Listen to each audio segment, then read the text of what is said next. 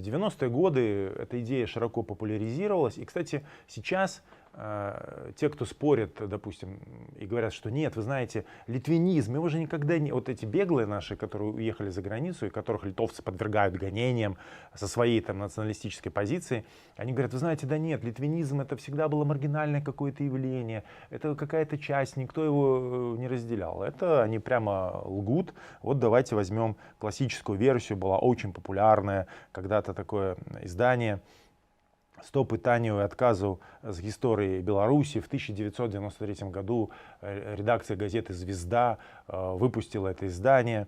Саверченко и Санько были авторами. И вот что там написано. 17-й вопрос. Ці правда, что литовцы завоевывали Беларусь? И вот что здесь написано. Я специально цитирую, поскольку это такая выжимка как бы теории литвинизма и вокруг чего идут споры. Найперш трэба разумець, што ў значнай ступені гэта адбываецца ад тэрміналагічнай блытаніны. У выніку атэісамлення старажытнага племя Літва сучаснай Літвою, літувою, у запраўды продкамі сучасных літоўцаў, летувісаў, былі Жамойць, Дзяволтава і некаторыя іншыя плямёны, якіх даўней беларусы звычайна называлі адным найменнем Жамойты, па назве больш моцнага племя.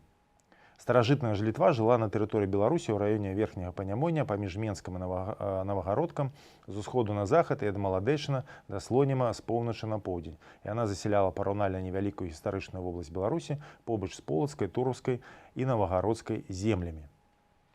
Вот суждение. Вот это как бы такая концентрация того самого литвинизма. Здесь очень